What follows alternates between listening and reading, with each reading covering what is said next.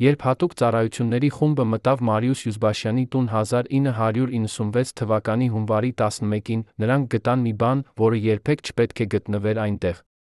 3 մետաղական սեյֆ, որոնցից մեկը դեռ բաց էր, իսկ երկուսը բռնի կերպով բացված։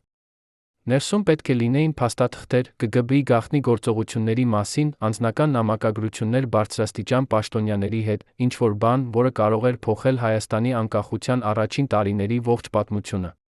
Բայց երբ քննիչները ստուգեցին սեյֆերի պարունակությունը, նրանք հայտնաբերեցին միայն դատարկ թղթապանակներ, մի քանի անկապ ֆոտոլուսանկար։ Ամեն ինչ, ինչ կարող էր արժեք ներկայացնել, անհետացել էր։ Ո՞վ էր վերցրել այդ փաստաթղթերը, մինչ պաշտոնական քննիչները հասնեին տուն։ Ինչպես էին նրանք իմացել սեյֆերի կոդերը։ Եվ ամենակարևորը, ինչ էր պարունակվում այդ փաստաթղթերում, որ դրանք պետք է անհետացնել նույնիսկ մարդու կյանքի գնով։ Մարիուս Յուզբաշյանը չէր եղել սովորական ԿԳԲ-ի ղեկավար։ Նա եղել է մարդը, ով գիտեր ամեն ինչ։ Յուրաքանչյուր գաղտնի հանդիպում Մոսկվայի Երանի միջ, յուրաքանչյուր ֆինանսական գործարք, որը թաքնված էր պետական բյուջեից, յուրաքանչյուր անձնավորություն, ով խաղում էր կրկնակի խաղ անկախության շարժման տարիներին։ Նրա գրասենյակում պահվում էին գործեր Հ00542 կոդով, որոնք այնքան գաղտնի էին, որ նույնիսկ Մոսկվայի կենտրոնական արխիվում չկային դրանց պատճենները։ Այդ գործերում գրանցված էին անունները այն մարդկանց, ովքեր հետագայում դարձան Նոր Հայաստանի հերոսներ, բայց ովքեր մինչ այդ համագործակցել էին խորհրդային համակարգի հետ։ Փաստաթղթեր, որոնք կարող էին ցույց տալ, թե ինչպես էր իրականում ծրագրվել անկախության շարժումը, ովքեր էին իրական ղեկավարները, ինչու էին որոշ ազգային առաջնորդներ հանկարծ դառնում անհետ կամ լռեցվում։ Բայց 1996 թվականի հունվարի 11-ին, երբ Յուզբաշյանի անօրինական մահից հետո քննիչները փորձեցին հասնել այդ փաստաթղթերին, նրանք հայտնաբերեցին միայն դատարկություն։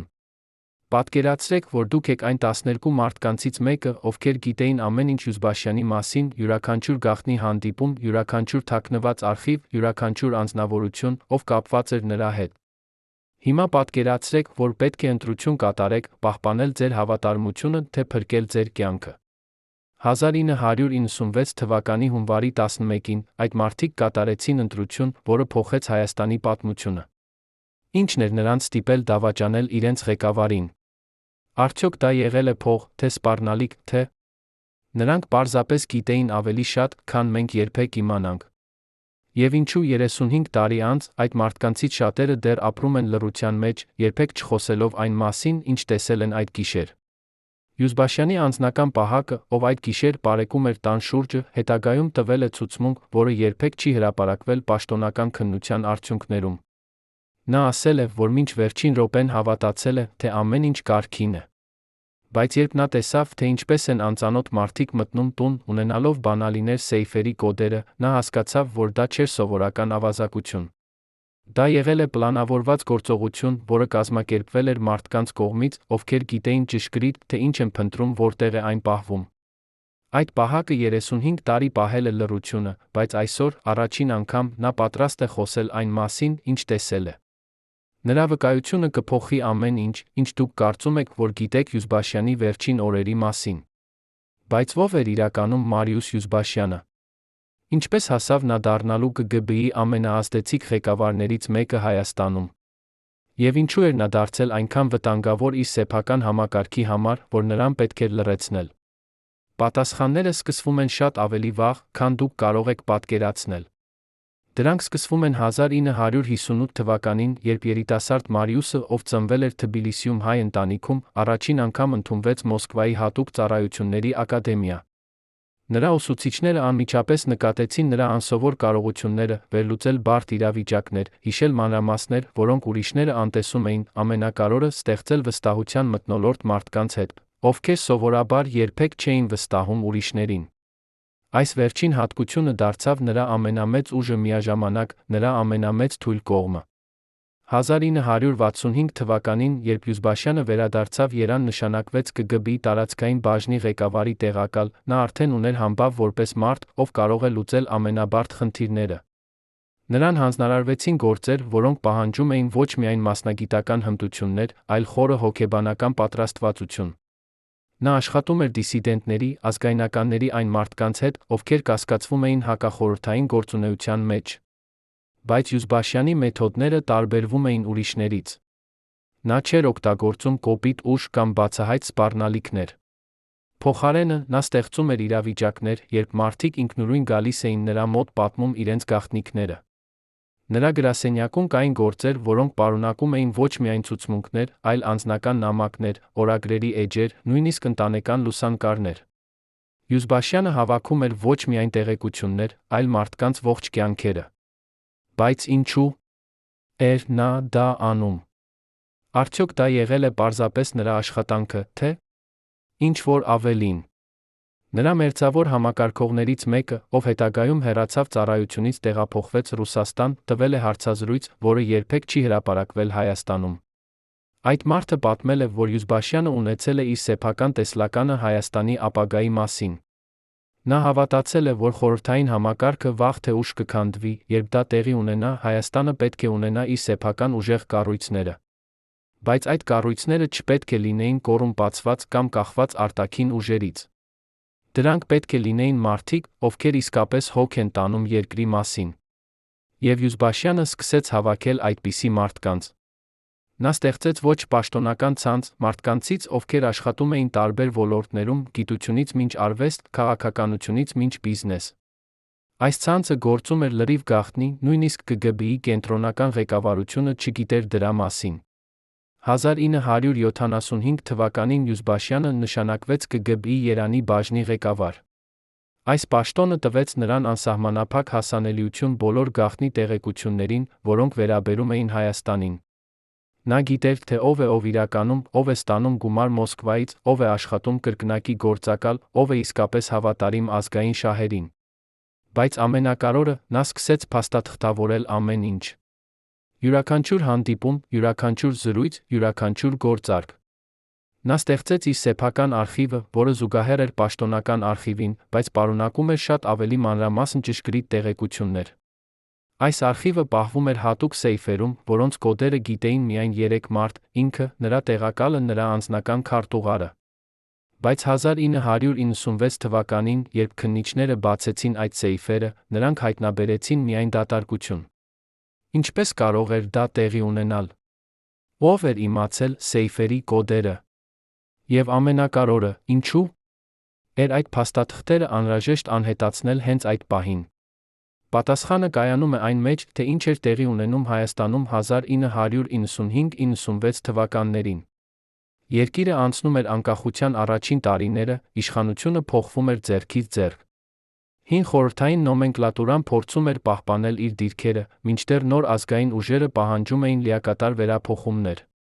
Բայց իրականում, շատ դեպքերում, այդ նոր ուժերը չէին այնքան էլ նոր։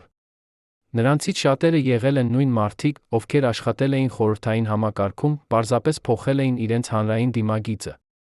Եվ Յուզբաշյանը գիտեր դա։ Նա ուներ փաստաթղթեր, որոնք ապացուցում էին, թե ինչպես էին որոշ ազգային հերոսներ իրականում համագործակցել ԿԳԲ-ի հետ, ինչպես էին նրանք ստանում ֆինանսավորում հրահանգներ Մոսկվայից, ինչպես էին նրանք խաղում կրկնակի խաղ։ Պատկերացրեք, որ դուք եք այն մարդը, ով պետք է ղեկավարի երկիրը անկախության առաջին տարիներին։ Դուք ունեք մեծ պլաններ, մեծ խոսքեր, ժողովուրդը հավատում է ձեզ։ Բայց կա մեկը, ով գիտի ձեր անցյալը։ Նա գիտի, որ դուք եղել եք ԿԳԲ-ի տեղեկատու, որ դուք ստացել եք գումար խորհրդային համակարգից, որ ձեր ազգային պայքարը իրականում եղել է կոորդինացված Մոսկվայի հետ։ Այս մարդը ունի փաստաթղթեր, որոնք կարող են ոչնչացնել ձեր քաղաքական կարիերան մեկ օրում։ Ինչ կանեիք դուք այդ իրավիճակում։ Արդյոք կփորձեիք համոզել նրան լռել, թե կգնայիք ավելի հեռու։ 1995 թվականին, երբ Յուզբաշյանը սկսեց ստանալ սպառնալիքներ, նա հասկացավ, որ նրա փաստաթղթերը դարձել են չափազանց վտանգավոր։ Բայց նա չվախեցավ։ Փոխարենը, նա սկսեց պատրաստվել։ Նրա մերձավոր ընկերներից մեկը, ով այժմ ապրում է արտերկրում, համաձայնել է խոսել անանուն պայմանով, պատմել է, որ Յուզբաշյանը 1995 թվականի աշնանը սկսեց ստեղծել իր փաստաթղթերի պատճենները։ Նա չվստահում էր նույնիսկ իր ամենամերձավոր համակարգողներին։ Նա պատճենահանեց ամենակարևոր փաստաթղթերը, ուղարկեց դրանք տարբեր վայրեր, մի մասը Մոսկվա, մի մասը Թբիլիսի, մի մասը նույնիսկ արտասահման։ Նա պատրաստվում էր ամենավատ սցենարին։ Բայց նույնիսկ նա չէր կարող պատկերացնել, թե որքան արագ կգան իրադարձությունները։ 1996 թվականի հունվարի 10-ին, երբ Յուզբաշյանը վերադարձավ տուն ուշ երեկոյան, նա նկատեց, որ ինչ-որ բան սխալ է։ Նրա տան մոտ կանգնած էր անծանոթ մեքենա, որը նա երբեք չէր տեսել այդ թաղամասում։ Նրա պահակը, ով սովորաբար հանդիպում էր նրան դռան մոտ, այդ երեկո բացակայում էր։ Եվ երբ նա բացեց դուռը, նա տեսավ, որ նրա գրասենյակի լույսերը վառ են, թե նա հաստատ անջատել էր դրանք առավոտյան։ Ինչ տեղի ունեցավ այդ գիշեր Յուզբաշյանի տանը։ Ո՞վ էր սպասում նրան ներսում։ Եվ ինչու։ Նա չփախավ, երբ նկատեց վտանգի նշանները։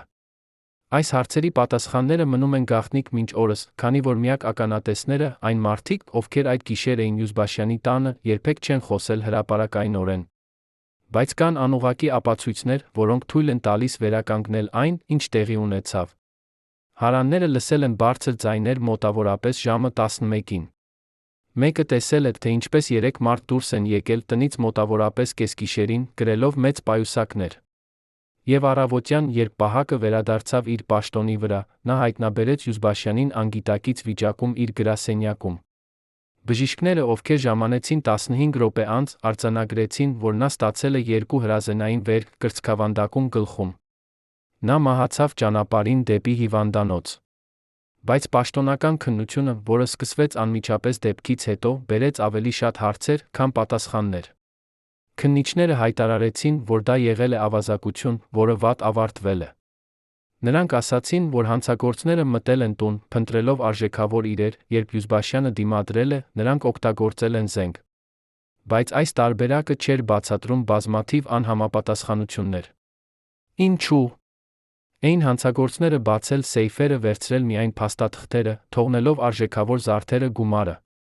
Ինչպես էին նրանք իմացել սեյֆերի կոդերը։ Եվ ինչու։ Էր Յուզբաշյանի անձնական պահակը հենց այդ երեկո բացակայել իր պաշտոնից։ Այս հարցերը տրվեցին քննիչներին, բայց նրանք երբեք չստացան բավարար պատասխաններ։ Գործը փակվեց 6 ամիս անց, որպես չբացահայտված հանցագործություն։ Բայց կային մարդիկ, ովքեր չհավատացին պաշտոնական տարբերակին։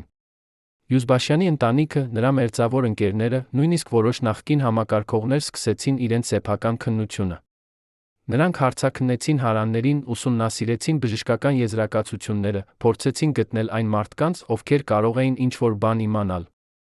Եվ նրանք հայտնաբերեցին մի շարք փաստեր, որոնք երբեք չեն ներառվել պաշտոնական քննության մեջ։ Օրինակ, պարզվեց, որ Յուզբաշյանի անձնական պահակը, ով այդ երեկո բացակայել էր, ստացել էր հեռախոսազանգ մոտավորապես ժամը 8-ին, անծանոթ համարից։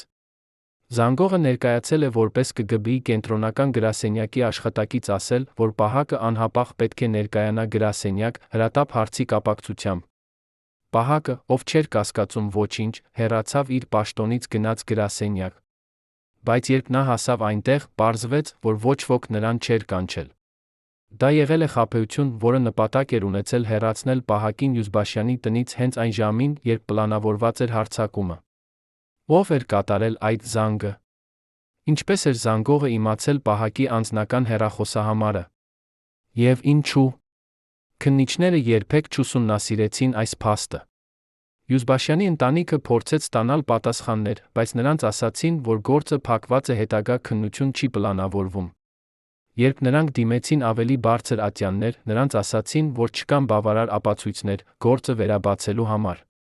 Եվ երբ նրանք փորձեցին գտնել այն փաստաթղթերը, որոնք Յուզբաշյանը պահում էր իր սեյֆերում, նրանց ասացին, որ այդ փաստաթղթերը երբեք չեն եղել, կամ եթե եղել են, ապա դրանք չեն ներկայացնում որևէ արժեք։ Բայց Յուզբաշյանի տեղակալը, ով աշխատել էր նրա հետ 15 տարի, գիտեր, որ դա ճշմարտություն չէ։ Նա գիտեր, որ այդ փաստաթղթերը եղել են իրական, որ դրանք պարունակում էին տեղեկություններ, որոնք կարող էին փոխել Հայաստանի քաղաքական լանդշաֆտը։ Այդ տեղակալը, ով այժմ ապրում է թաքնված անունով, երբեք չի հանդես գալիս հրապարակայնորեն, համաձայնել է տալ մեկ հարցազրույց, պայմանով, որ նրա ինքնությունը չի բացահայտվի։ Նա պատմեց, որ Յուզբաշյանի սեյֆերում պահվում էին գործեր, որոնք կոդավորված էին որպես HM0542։ Այս գործերը պարունակում էին տեղեկություններ մոտավորապես 30 բարձրաստիճան պաշտոնյաների մասին, ովքեր աշխատել էին ԿԳԲ-ի հետ 1970-80-ական թվականներին։ Այդ տեղեկությունները ներառում էին անձնական նամակագրություններ, ֆինանսական փոխանցումների գրառումներ, հանդիպումների արձանագրություններ, նույնիսկ աուդիո ձայնագրություններ։ Յուզբաշյանը հավաքել էր այս նյութերը տարիների ընթացքում որպես ապահովագրություն։ Նա գիտեր, որ եթե երբեք խորհրդային համակարգը փորձի նրան վնասել, նա կարող է օգտագործել այս տեղեկությունները իր պաշտպանության համար։ Բայց նա երբեք չէր պատկերացնում, որ այդ տեղեկությունները կդառնան վտանգավոր նա անկախ Հայաստանում։ Ինչու՞։ Քանի որ շատ մարդիկ, ովքեր նշված էին այդ գործերում, 1990-ական թվականներին դարձան Հայաստանի նոր իշխանության մաս։ Նրանք փոխեցին իրենց հանրային դիմագիծը, սկսեցին խոսել ազգային շահերի մասին, ներկայացան որպես անկախության պայքարի հերոսներ։ Բայց Յուզբաշյանի փաստաթղթերը ցույց էին տալիս այլ պատկեր։ Դրանք ցույց էին տալիս, որ այդ մարդկանցից շատերը եղել են ԿԳԲ-ի տեղեկատուներ, որ նրանք ստացել են ֆինանսավորում Մոսկվայից, որ նրանց ազգային պայքարը իրականում եղել է կոորդինացված խորհրդային ծառայությունների հետ։ Եթե այս տեղեկությունները հրապարակվեին, դա կնշանակեր քաղաքական սկանդալ, որը կարող էր տապալել ողջ նոր իշխանությունը։ Եվ հենց այդ պատճառով այդ փաստաթղթերը պետք էր անհետացնել։ Բայց արդյոք բոլոր փաստաթղթերը անհետացան։ Յուզբաշյանի տեղակալը պնդում է, որ ոչ։ Նա ասում է, որ Յուզբաշյանը, նախատեսելով վտանգը, ստեղծել էր իր փաստաթղթերի պատճենները ուղարկել դրանք տարբեր վայրեր։ Մի մասը ուղարկվել է Մոսկվա, նրա հին ընկերոջ մոտ, ով աշխատում էր ԿԳԲ-ի կենտրոնական արխիվում։ Մի մասը թաքցվել է Թբիլիսիում, նրա ազգականների տանը։ Եվ մի մասը, ամենակարևորը, տրվել է մի մարդու, ում Յուզբաշյանը վստահում էր ամենից շատ։ Այդ մարդը եղել է նրա անձնական քարտուղարը, կին, ով աշխատել էր նրա հետ 20 տարի, ում նա համարում էր որպես իր երկրորդ ընտանիքի անդամ։ Յուզբաշյանը տվել էր նրան մի փոքր մետաղական արկղ, ասել, որ եթե նրա հետ ինչ-որ բան պատահի, նա պետք է բացի այդ արկղը հրապարակի դրա պարունակությունը։ Բայց երբ Յուզբաշյանը մահացավ, այդ կինը անհետացավ։ Նա չներկայացավ աշխատանքի, չեկավ թաղման արարողությանը, երբ նրա ընտանիքը փորձեց գտնել նրան, պարզվեց, որ նա լքել է իր բնակարանը, ոչ ոք չգիտի, թե որտեղ է նա։ Որ անհետացավ Յուզբաշյանի անձնական քարտուղարը։ Արդյոք նա վախեցավ, փախավ, թե նրան ստիպեցին լռել։ Եվ ամենակարևորը, ինչ էր այդ մետաղական արկղում, որը Յուզբաշյանը տվել էր նրան։ Այս հարցերը մնում են առեղծված մինչ օրս։ Բայց կան մարդիկ, ովքեր հավատում են, որ այդ կինը դեռ ապրում է ինչ-որ տեղ, որ նա դեռ պահում է այդ արկղը։ Նրանք հավատում են, որ մի օր, երբ ժամանակը կգա, նա կվերադառնա, կբացահայտի ճշմարտությունը։ Բայց մինչ այդ օրը, Յուզբաշյանի գաղտնիքները մնում են թաղված։ 1996 թվականի հունվարի 11-ից հետո Հայաստանի քաղաքական լանդշաֆտը շարունակեց փոխվել։ Նոր իշխանությունը ամրապնդեց իր դիրքերը, շատ մարդիկ, ովքեր նախկինում աշխատել էին խորհրդային համակարգում, հաջողությամբ վերափոխվեցին ազգային առաջնորդների։ Նրանք խոսեցին անկախության, ժողովրդավարության, ազգային շահերի մասին։ Բայց արդյոք նրանք իսկապես հավատացել են այդ արժեքներին, թե պարզապես խաղացել են նոր խաղ նույն հին կանոններով։ Յուզբաշյանի փաստաթղթերը կարող էին պատասխանել այս հարցին, բայց դրանք անհետացել էին։ Կամ գուցե ոչ։ 1998 թվականին, 2 տարի Յուզբաշյանի մահից հետո, Մոսկվայում տեղի ունեցավ անսպասելի իրադարձություն։ ԿԳԲ-ի նախկին աշխատակից, ով թոշակի էր գնացել, ապրում էր հանգիստ կյանքով, հանկարծ մահացավ սրտի կաթվածից։ Երբ նրա ընտանիքը սկսեց դատարկել նրա բնակարանը, նրանք հայտնաբերեցին մի փոքր սեյֆ, որը թաքնված էր պահարանում։ Ներսում կային փաստաթղթեր, որոնք ուղարկված էին Յուզբաշյանի կողմից 1995 թվականին։ Այդ փաստաթղթերը պարունակում էին պատճենները ՀՄ-0542 գործերից։ Ընտանիքը, չհասկանալով դրանց կարևորությունը, փորձեց դրանք հանձնել ռուսական արխիվներին։ Բայց երբ արխիվի աշխատակիցները տեսան փաստաթղթերի բովանդակությունը, նրանք անմիջապես կապվեցին ավելի բարձր ատյանների հետ։ Փաստաթղթերը վերցվեցին, դասակարգվեցին որպես խիստ գաղտնի։ Դրանք երբեք չհրապարակվեցին։ Բայց մի փոքր մասը այդ փաստաթղթերից արտահոսեց։ Անհայտ աղբյուրից մի քանի էջ հայտնվեցին լրագրողների ձեռքում։ Այդ էջերը պարունակում էին տեղեկություններ 3 բարձրաստիճան հայ պաշտոնյաների մասին, ովքեր 1990-ական թվականներին զբաղեցնում էին կարևոր պաշտոններ Հայաստանի կառավարությունում։ Փաստաթղթերը ցույց էին տալիս, որ այդ մարդիկ 1980-ական թվականներին համագործակցել էին ԿԳԲ-ի հետ, ստացել էին ֆինանսավորում, հաղորդել էին տեղեկություններ ազգային շարժման մասին։ Երբ այս տեղեկությունները հրապարակվեցին մի փոքր անկախ թերթում, դա առաջացրեց սկանդալ։ Այդ երեք պաշտոնյաները հերքեցին մեղադրանքները հայտարարեցին, որ փաստաթղթերը կեղծ են։ Նրանք սպառնացին դատական հայց ներկայացնել թերթի դեմ։ Եվ մի շաբաթ անց այդ թերթը փակվեց ֆինանսական դժվարությունների պատճառով։ Արդյոք այդ փաստաթղթերը իսկապես կեղծ էին, թե՞ դրանք եղան իրական, բայց չափազանց վտանգավոր հրապարակելու համար։ Եվ եթե դրանք իրական էին, ապա քանի՞ այլ փաստաթղթեր կան դեռ, որոնք թաքնված են ինչ-որ տեղ, սպասելով իրենց հրապարակման օրվան։ Յուզբաշյանի ընտանիքը շարունակեց փնտրել պատասխաններ, բայց նրանք բախվեցին լռության պատին։ Ոչ ոք չէր ցանկանում խոսել, ոչ ոք չէր ցանկանում հիշել, ոչ ոք չէր ցանկանում բացահայտել ճշմարտությունը։ Եվ դանդաղ Յուզբաշյանի պատմությունը սկսեց մոռացվել։ Նոր սերունդը չգիտեր նրա մասին, հին սերունդը չէր ցանկանում հիշել։ Բայց կան մարդիկ, ովքեր չեն մոռացել։ Կան մարդիկ, ովքեր դեռ փնտրում են ճշմարտությունը։ Եվ կան մարդիկ, ովքեր հավատում են, որ մի օր, երբ բոլոր ականատեսները կմահանան, բոլոր վախերը կանցնեն, Յուզբաշյանի գաղտնիքները կբացահայտվեն։ Մինչ այդ օրը մենք կարող ենք միայն կռահել, թե ինչ էր իրականում պարունակվում այդ փաստաթղթերում, ովքեր էին այն մարդիկ, ովքեր ցանկանում էին դրանք անհետացնել, ինչու էր Մարիուս Յուզբաշյանը դարձել այնքան վտանգավոր, որ նրան պետք էր լռեցնել։ Բայց մի բան հստակ է. Յուզբաշյանի պատմությունը ոչ միայն մի մարդու մասին է։ Դա պատմություն է ամբողջ համակարգի մասին, որը փոխվեց, բայց միաժամանակ մնաց նույնը։ Դա պատմություն է մարդկանց մասին, ովքեր խաղացին կրկնակի խաղ հաջողությամբ վերափոխվեցին նոր իրականության մեջ։ Եվ դա պատմություն է գաղտնիքների մասին, որոնք դեռ թաղված են ինչ-որ տեղ, սպասելով իրենց բացահայտման օրվան։ Արդյոք այդ օրը կգա երբ է։ Արդյոք մենք երբեք իմանանք ամբողջ ճշմարտությունը Յուզբաշյանի մասին։ Թե՞ նրա գաղտնիքները կմնան թաղված հավերժ։ Բայց Յուզբաշյանի պատմությունը չի սկսվում 1990-ական թվականներից։ Այն սկսվում է շատ ավելի վաղ, այն ժամանակ, երբ երիտասարդ Մարիուսը, ով ծնվել էր Թբիլիսիում 1938 թվականին, առաջին անգամ որոշեց, որ ուզում է ծառայել իր երկրին։ Բայց ո՞ր երկրին։ Խորհրդային Միությանը, որը պաշտոնապես համարվում էր նրա հայրենիքը, թե՞ Հայաստանին, որը եղել է նրա նախնիների երկիրը։ Այս հարցը հետապնդեց նրան ողջ կյանքի ընթացքում, վերջապես դարձավ նրա ողբերգության պատճառը։ Մարիուս Յուզբաշյանի ընտանիքը եղել է տիպիկ խորհրդային ինտելիգենցիայի ներկայացուցիչ։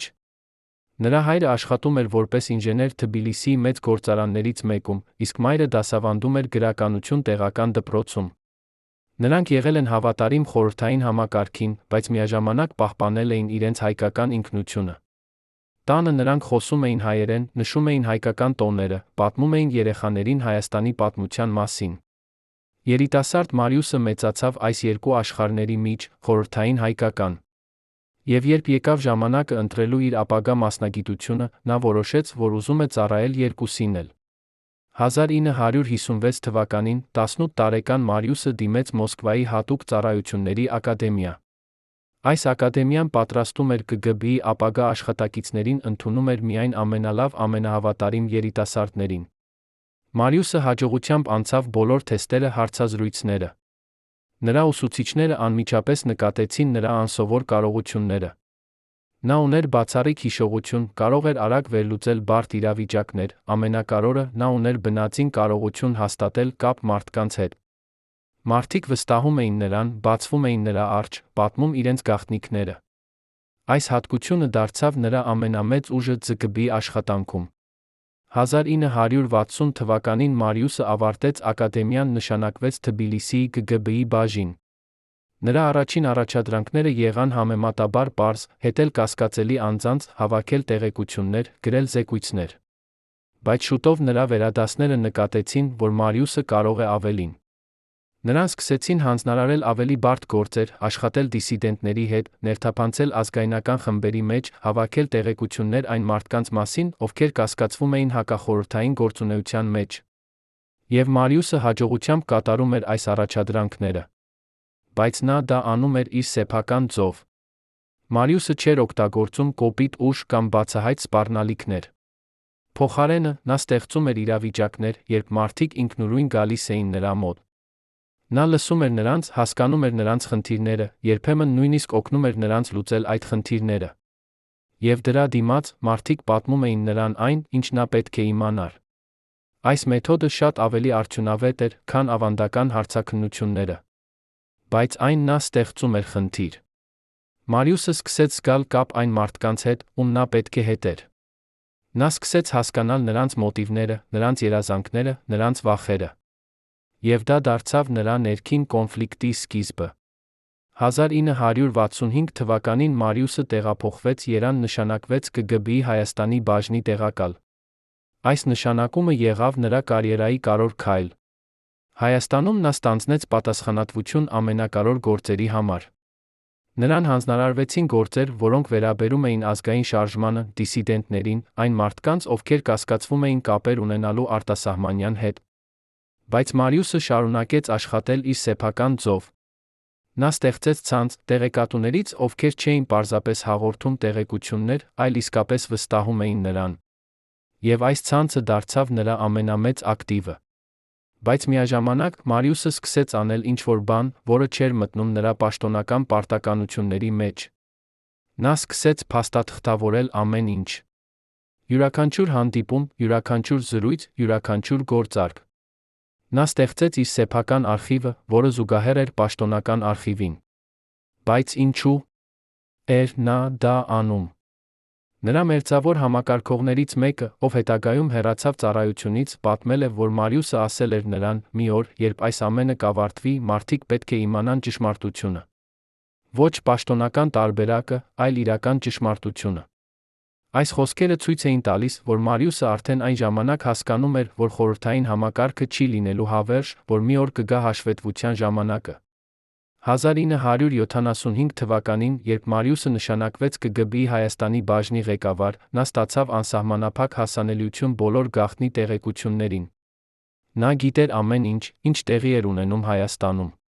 Յուրաքանչյուր քաղաքական շարժում, յուրաքանչյուր ֆինանսական գործարք, յուրաքանչյուր անձնավորություն, ով խաղում էր որևէ դեր։ Եվ նա շարունակեց փաստաթղթավորել ամեն ինչ։ Նրա սեյֆերում կուտակվեցին հարյուրավոր գործեր, հազարավոր փաստաթղթեր, բազմաթիվ աուդիո-վիդեո ձայնագրություններ։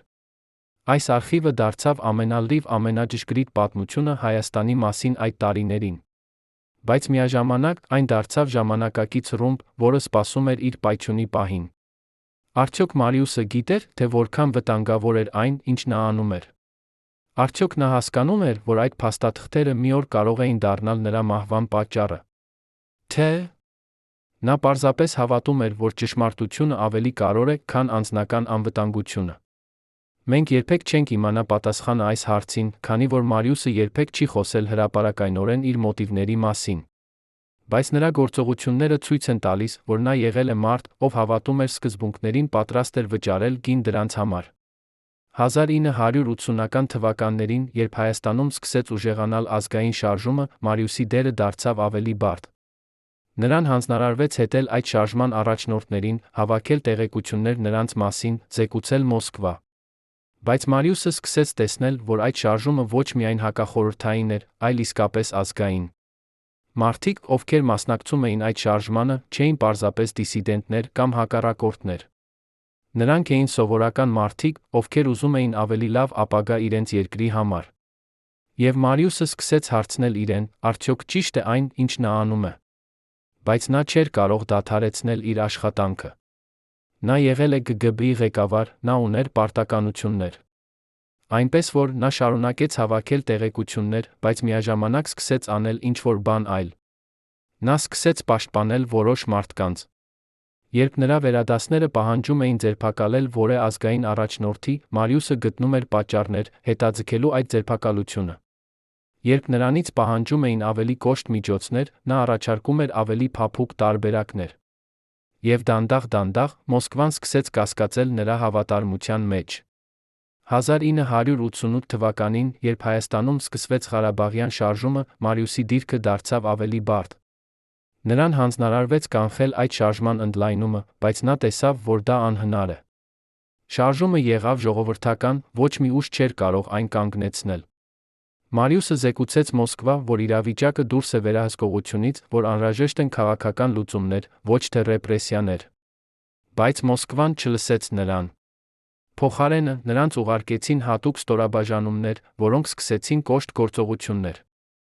Եվ Մարիուսը հասկացավ, որ նա կորցրել է վերահսկողությունը իրավիճակի վրա։ Այդ ժամանակ նա կատարեց որոշում, որը փոխեց նրա ողջ ապագան։ Նա որոշեց, որ եթե նա չի կարող կանխել ռեպրեսիաները, ապա գոնե կարող է փաստաթղթավորել դրանք։ Նա սկսեց գրանցել ամեն ինչ, ով էր տալիս հրամանները, ով էր կատարում դրանք, ինչ մեթոդներ էին օգտագործվում։ Նա ստեղծեց մանրամասն քրոնիկա այն ամենի, ինչ տեղի էր ունենում Հայաստանում 1988-89 թվականներին։ Այս քրոնիկան պարունակում էր անուններ, ամսաթվեր, վայրեր, մանրամասն նկարագրություններ։ Եվ նա պահեց այս ամենը իր սեյֆերում, որպես ապացույց այն ամենի, ինչ տեղի էր ունեցել։ Բայց ինչու էր նա դա անում։ Ում համար էր նա հավաքում այս ապացույցները։ Նրա մերձավոր ընկերներից մեկը պատմել է, որ Մարիուսը ասել էր. «Մի օր, երբ այս ամենը կավարտվի, մարդիկ կփորձեն ժխտել այն, ինչ տեղի ունեցավ։ Նրանք կասեն, որ դա եղել է անհրաժեշտություն, կամ որ դա եղել է ինչ-որ մեկի այլ մեղքը։ Բայց ես ունեմ ապացույցները։ Եվ մի օր, այդ ապացույցները կխոսեն»։ Այս խոսքերը ցույց էին տալիս, որ Մարիուսը արդեն այն ժամանակ պատրաստվում էր ապագային, երբ ճշմարտությունը կպահանջվի։ 1990 թվականին, երբ խորհրդային համակարգը սկսեց քանդվել, Մարիուսի դիրքը դարձավ ավելի վտանգավոր։ Նա գիտեր չափազանց շատ մարդիկ վախենում էին, որ նա կարող է բացահայտել իրենց գաղտնիքները։ Նրան սկսեցին հասնել սպառնալիքներ, անանուն հեռախոսազանգերի նամակների միջոցով։ Նրան ասում էին, որ նա պետք է ոչնչացնի իր փաստաթղթերը լռի։ Բայց Մարիուսը չվախեցավ։ Փոխարենը, նա սկսեց պատրաստվել։ Նա ստեղծեց իր փաստաթղթերի պատճենները, ուղարկեց դրանք տարբեր վայրեր։ Նա պատմեց իր ամենամերձավոր մարդկանց, թե որտեղ են այդ պատճենները, ինչպես կարելի է դրանց հասնել։ Եվ նա սպասեց։ 1991 թվականին, երբ Հայաստանը հայտարարեց անկախություն, Մարիուսի դիրքը դարձավ ավելի բարդ։ ԿԳԲ-ի Հայաստանի բաժինը վերակազմակերպվեց, դարձավ ազգային անվտանգության ծառայություն։ Մարիուսին առաջարկեցին շարունակել իր աշխատանքը նոր կառույցում, բայց նա հրաժարվեց։ Նա ասաց, որ ուզում է թոշակի գնալ։ Բայց իրականում նա պարզապես չէր ուզում աշխատել նոր համակարգում, որը, ըստ նրա, չէր տարբերվում հին համակարգից։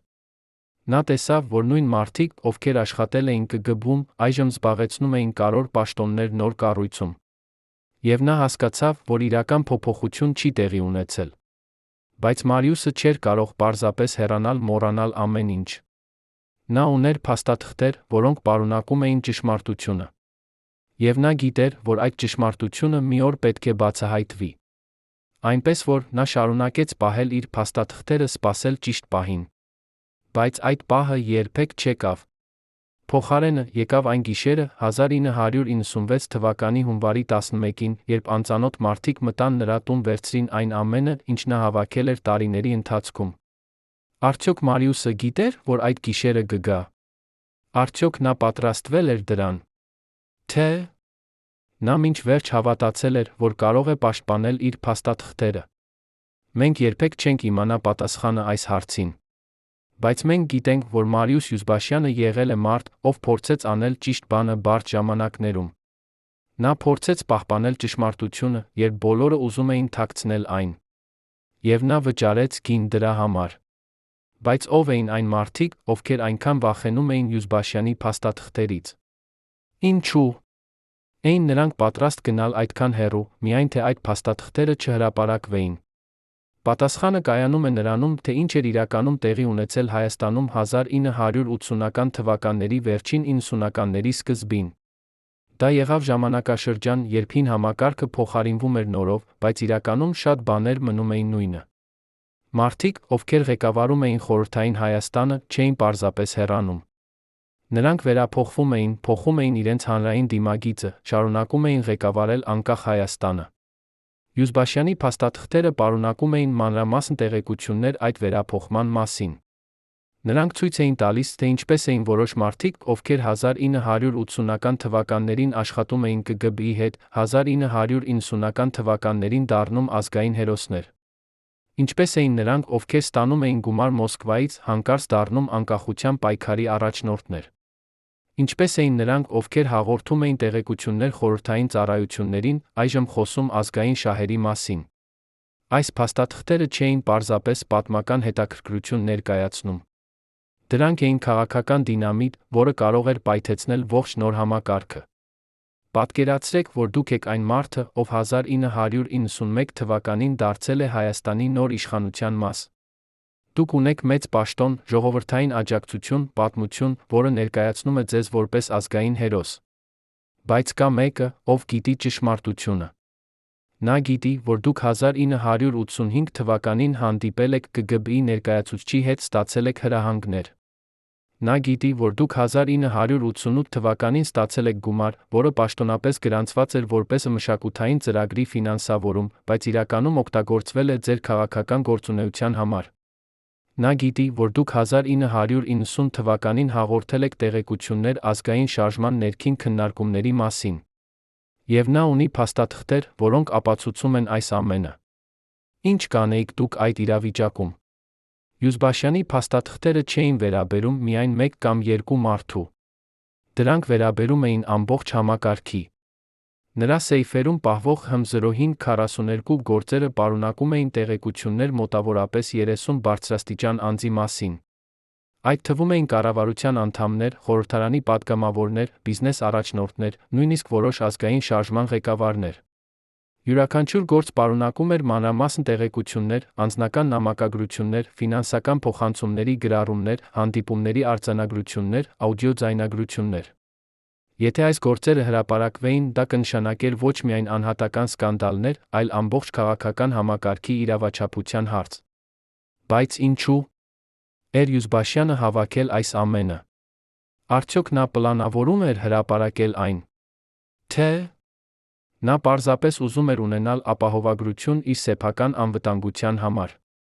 Նրա մերձավոր համակարգողներից մեկը, ով խոսեց անանուն պայմանով, պատմեց, որ Յուզբաշյանը երբեք չէր պլանավորել հրապարակել այդ փաստաթղթերը իր կյանքի ընթացքում։ Նա ասել էր. այս փաստաթղթերը պատմության համար են, ոչ թե քաղաքականության համար։ Մի օր, երբ բոլոր մենք կմահանանք, երբ այս իրադարձությունները կդառնան անցյալ, ապա մարդիկ կարող են իմանալ ճշմարտությունը։ Այս խոսքերը ցույց էին տալիս, որ Յուզբաշյանը չէր ուզում օգտագործել իր փաստաթղթերը որպես քաղաքական զենք։ Նա ուզում էր, որ դրանք լինեն պատմական ապացույց։ Բայց նույնիսկ եթե Յուզբաշյանը չէր պլանավորում հրապարակել իր փաստաթղթերը, այլ մարդիկ վախենում էին, որ նա կարող է փոխել իր մտքերը։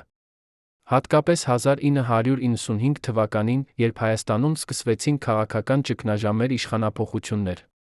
Այդ ժամանակ շատ մարդիկ, ովքեր վախենում էին Յուզբաշյանի փաստաթղթերից, սկսեցին մտածել, որ նա կարող է օգտագործել դրանք իր թշնամիների դեմ։ Եվ նրանք որոշեցին գործել առաջ, քան Յուզբաշյանը կարողանա որևէ բան անել։ 1995 թվականի աշնանը Յուզբաշյանը սկսեց ստանալ սպառնալիքներ։ Առաջին անգամ դա եղավ անանուն հեռախոսազանգ, ուշ գիշերը։ Զանգողը ասաց միայն մի նախադասություն. «Դուք գիտեք չափազանց շատ, դա վտանգավոր է»։ Յուզբաշյանը չվախեցավ այդ զանգից, բայց նա հասկացավ, որ իրավիճակը լուրջ է։ Նա պատմեց իր ընտանիքին, որ եթե նրա հետ ինչ-որ բան պատահի, նրանք պետք է անմիջապես կապվեն որոշակի մարդկանց հետ, ում նա վստահում էր։ Նա սկսեց ավելի զգույշ լինել իր շարժումների հետ։ Նա փոխեց իր ամենօրյա ռեժիմը, սկսեց օգտագործել տարբեր ճանապարհներ տուն վերադառնալիս, խնդրեց իր անձնական պահակին լինել ավելի ուշադիր։ Բայց սպառնալիքները շարունակվեցին։ 1995 թվականի նոյեմբերին Յուզբաշյանը ստացավ նամակ, որը թողնված էր նրա տան պոստարկղում։ Նամակում գրված էր. «Ձեր փաստաթղթերը պետք է ոչնչացվեն։ Եթե դուք չանեք դա, մենք կանենք։ Եվ մենք կանենք դա այնպես, որ ոչ ոք երբեք չգտնի դրանք»։ Այս նամակը եղավ ավելի կոնկրետ սպառնալիք, Յուզբաշյանը հասկացավ, որ նա պետք է գործի արագ։ Նա կանչեց իր ամենամերձավոր ընկերներին, պատմեց նրանց իրավիճակի մասին։ Նրանք խորհրդակցեցին, որոշեցին, որ Յուզբաշյանը պետք է ստեղծի իր փաստաթղթերի պատճենները, ուղարկի դրանք տարբեր վայրեր։ Այդպես էլ եղավ։ 1995 թվականի դեկտեմբերին Յուզբաշյանը սկսեց պատճենահանել իր ամենակարևոր փաստաթղթերը։ Նա աշխատում էր գիշերները, երբ ոչ ոք չէր կարող տեսնել նրան։ Նա պատճենահանեց հարյուրավոր էջեր, տասնյակ աուդիո-ձայնագրություններ, բազմաթիվ լուսանկարներ։ Այնուհետ նա բաժանեց այս նյութերը 3 մասի։ Առաջին մասը նա ուղարկեց Մոսկվա, իր հին ընկերոջ մոտ, ով աշխատում էր ԿԳԲ-ի կենտրոնական արխիվում, ում նա վստահում էր անվերապահորեն։ Երկրորդ մասը նա տվեց իր եղբորը, ով ապրում էր Թբիլիսիում, ում նա խնդրեց պահել այդ նյութերը անվտանգ վայրում։ Եվ երրորդ մասը ամենակարևորը նա տվեց իր անձնական քարտուղարին, կին, ով աշխատել էր նրա հետ 20 տարի, ում նա համարում էր որպես իր ընտանիքի անդամ։ Այդ կնոջը Յուզբաշյանը տվեց մի փոքր մետաղական արկղ, որը պարունակում էր ամենակարևոր փաստաթղթերը։ Նա ասաց նրան, եթե ինձ հետ ինչ-որ բան պատահի, դուք պետք է բացեք այս արկղը, հրապարակեք դրա պարունակությունը։ Բայց ոչ անմիջապես։ Սպասեք, մինչ իրավիճակը կհանգստանա, մինչ մարդիկ կլինեն պատրաստ լսել ճշմարտությունը։ Եվ երբ այդ ժամանակը կգա, դուք կիմանաք։ Այդ կինը խոստացավ, որ կանի այն, ինչ Յուզբաշյանը խնդրում է։ Բայց երբ Յուզբաշյանը մահացավ, նա անհետացավ։ Ոչ ոք չգիտի, թե ինչու նա դա արեց, ոչ ոք չգիտի, թե որտեղ է նա այժմ։ Արդյոք այդ կինը վախեցավ, որոշեց փախչել, թե նրան ստիպեցին անհետանալ։ Արդյոք նա դեռ ապրում է, ինչ-որ տեղ պահում է այդ արկղը, թե նա նույնպես դարձավ այս պատմության զոհ։ Այս հարցերը մնում են առանց պատասխանի։ Բայց կան մարդիկ, ովքեր շարունակում են փնտրել նրան։ Յուզբաշյանի ընտանիքը, նրա նախկին համակարգողները, նույնիսկ որոշ անկախ լրագրողներ փորձել են գտնել այդ կնոջը, բայց անհաջողությամբ։ Նա անհետացել է այնպես, կարծես երբեք չի եղել։ Բայց եկեք վերադառնանք 1996 թվականի հունվարի 11-ին, այն գիշերին, երբ Յուզբաշյանի կյանքը ավարտվեց։ Ինչ տեղի ունեցավ իրականում այդ գիշեր։ Ով էին այն մարդիկ, ովքեր մտան նրա տուն։ Եվ ինչպես էին նրանք իմացել սեյֆերի կոդերը։ Պաշտոնական քննությունը երբեք չպատասխանեց այս հարցերին, բայց կան անուղղակի ապացույցներ, որոնք թույլ են տալիս վերականգնել այն, ինչ տեղի ունեցավ։ Հարանները, ովքեր ապրում էին Յուզբաշյանի տան մոտ, հիշում են, որ այդ երեկո մոտավորապես ժամը 8-ին տեսել են մի մեքենա, որը կանգնեց տան մոտ։ Մեքենան եղել է Վոլգա, որը այդ ժամանակ սովորաբար օգտագործվում էր պաշտոնական անձանց կողմից։ Մեքենայից իջել են 3 մարդ, բոլորը հագնված մուգ հագուստներով։ Նրանք մտել են տուն, մնացել են այնտեղ մոտավորապես 3 ժամ։ Այդ ժամանակահատվածում հարանները լսել են բարձր ձայներ, կարծես մարդիկ վիճում էին։ Մեկը լսել է նա ինչ-որ բան ծանր ընկնելու ձայն, կարծես որը մեկը գցել է մեծ առարկա։ Բայց ոչ ոք չի դիմել ոստիկանություն, քանի որ այդ ժամանակ մարդիկ վախենում էին միջամտել այլոց գործերին։ Մոտավորապես ժամը 11-ին հարանները լսեցին 2 կրակոց։ Դրանք եղան կարճ, բայց հստակ ձայներ, որոնք անմիջապես ճանաչելի էին որպես հրազենային կրակոցներ։ Մի քանի րոպե անց 3 մարդիկ դուրս եկան տնից, կրելով մեծ պայուսակներ։ Նրանք նստեցին մեքենայի մեջ, արագ հեռացան։ Հարանները, ովքեր տեսան այս ամենը, չգիտեին, թե ինչ անել։ Նրանք սպասեցին մոտավորապես կես ժամ, երբ տեսան, որ Յուզբաշյանի տան լույսերը դեռ վառ են, բայց ոչ ոք չի դուրս գալիս, նրանցից մեկը որոշեց զանգահարել ոստիկանություն։ Ոստիկանությունը ժամանեց մոտավորապես կեսգիշերին։ Երբ նրանք մտան տուն, նրանք հայտնաբերեցին Յուզբաշյանին անգիտակից վիճակում իր գրասենյակում։ Նա ստացել էր 2 հրազենային վերք, մեկը կրծքավանդակում, մյուսը գլխում։ Նա դեռ շնչում էր, բայց շատ թույլ։ Շտապօգնությունը ժամանեց 15 րոպե անց փորձեց փրկել նրան, բայց ճանապարհին դեպի հիվանդանոց Յուզբաշյանը մահացավ։ Բժիշկները հետագայում ասացին, որ նույնիսկ եթե նրանք ավելի արագ ժամանեին, նրանք հավանաբար չէին կարողանա փրկել նրան, քանի որ վերքերը եղել են շատ լուրջ։ Բայց ինչ տեղի ունեցավ այդ 3 ժամվա ընթացքում, երբ այդ մարդիկ էին Յուզբաշյանի տանը։ Ինչու՞։ Էր Յուզբաշյանը չփախել, երբ նա տեսավ, որ անծանոթ մարդիկ են մտնում նրա տուն։ Եվ ինչու՞։ Էին այդ մարդիկ սպասել 3 ժամ, մինչ օգտագործեին զենքը։ Պաշտոնական քննությունը չպատասխանեց այս հարցերին, բայց Յուզբաշյանի ընտանիքի անկախ քննությունը բացահայտեց որոշ հետաքրքիր փաստեր։ Պարզվեց, որ Յուզբաշյանի գրասենյակում, որտեղ նա հայտնաբերվեց, կային նշաններ երկարատ փնտրտուքի։ Գրքերը հանված էին դարակներից, փաստաթղթերը ցրված էին հատակին, ցեղանի դարակները բացված էին։ Սա ցույց էր տալիս, որ այդ մարդիկ փնտրում էին ինչ-որ բան կոնկրետ։ Նրանք չէին վերցրել արժեքավոր իրերը, որոնք կային տանը, զարդեր, գումար, էլեկտրոնիկա։ Նրանք հետաքրքրված էին միայն փաստաթղթերով։ Եվ երբ նրանք գտան սեյֆերը, բացեցին դրանք, նրանք վերցրին միայն այն, ինչ պահվում էր այնտեղ։ Բայց ինչպես էին նրանք իմացել սեյֆերի կոդերը։ Յուզբաշյանի սեյֆերը եղել են ժամանակակից մոդելներ, էլեկտրոնային կոդերով, որոնք շատ դժվար էր բռնի բացել։ Բայց երբ քննիչները ստուգեցին սեյֆերը, նրանք հայտնաբերեցին, որ դրանցից մեկը բացված էր կոդով, ոչ թե բռնի կերպով։ Սա նշանակում էր, որ կամ Յուզբաշյանը ինքը բացել էր այդ սեյֆը, կամ այդ մարդիկ գիտեին կոդը։ Եթե Յուզբաշյանը ինքը բացել էր սեյֆը, ապա դա նշանակում էր, որ նրանք ստիպել էին նրան դա անել։ Եթե այդ մարդիկ գիտեին կոդը, ապա դա նշանակում էր, որ նրանք ստացել էին այդ տեղեկությունը Յուզբաշյանի մերձավոր շրջապատից։ Յուզբաշյանի ընտանիքը հավատում է երկրորդ տարբերակին։ Նրանք կարծում են, որ Յուզբաշյանի շրջապատում եղել է մեկը, ով դավաճանել է նրան։ Մեկը, ով գիտեր սեյֆերի կոդերը, հաղորդել էր դրանք այն մարդկանց, ովքեր ուզում էին ստանալ Յուզբաշյանի փաստաթղթերը։ Բայց ով կարող էր լինել այդ մարդը։